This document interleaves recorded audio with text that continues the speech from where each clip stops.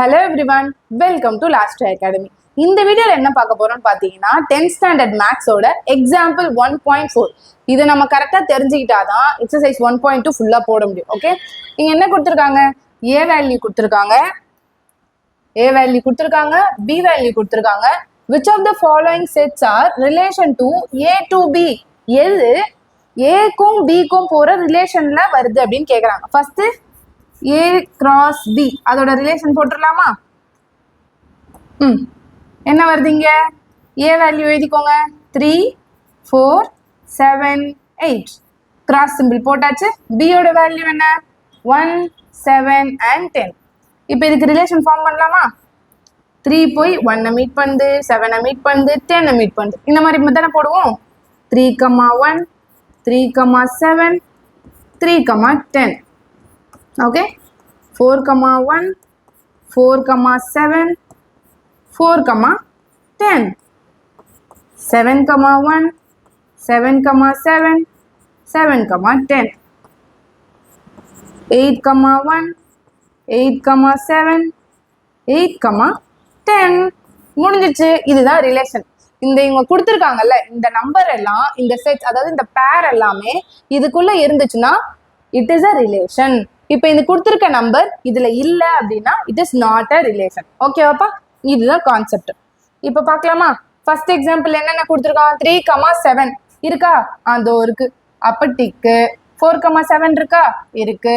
7, 10 இருக்கா? இருக்கு. 8, 1 இருக்கா? இருக்கு. வாவ், நாலுமே உள்ள இருக்குப்பா. அப்ப இது என்ன சொல்றாங்க? we note that R1 subset of A cross Bன்றாங்க. சப்செட்னா என்ன? இது அப்படியே இதுக்குள்ள அடங்குது அப்படின்னு அர்த்தம். அதுதான் சப்செட். ஓகேவா? இப்போ ஃபார் எக்ஸாம்பிளுக்கு சொல்றேனே, இப்போ A வந்து 2 3 அப்படின்னு இருக்கு, B வந்து 2 3 5 6 இருக்கு. ஓகே, இங்க வர 2ம் 3ம் அப்படியே இங்கேயும் வருதா? ஸோ அப்போ நம்ம என்ன சொல்லலாம்? A subset of B அப்படின்னு சொல்லலாம். இந்த A Bக்குள்ள அடங்குது அப்படின்ற மாதிரி நம்ம சொல்றோம். அதே தான் இங்கேயும். R1 subset of A cross B. என்னால் ஃபுல்லாலாம் இது பெருசாலாம் எழுதலாம் முடியாது. ஸோ ஈக்குவல் டு R1 இருக்குல்ல, அதை R1 சிம்பிளாக போட்டுட்டேன். அதனால R1 is a relation from A to B. இவன் சப்செட்டாக இருக்கான், அதனால அவன் எனக்கு ரிலேஷன். செகண்ட் கொஸ்டின் போலாமா? 3, 1 இருக்கா பாருங்க. இருக்கு. 4, 12 இருக்கா? இல்லை. அப்ப இது என்னது?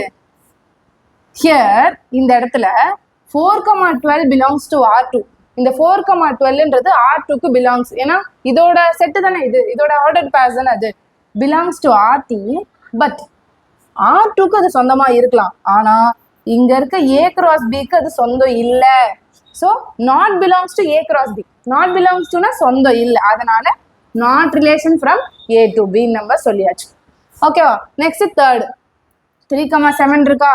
இருக்கு. 4, 10 இருக்கு. 7, 7 இருக்கு.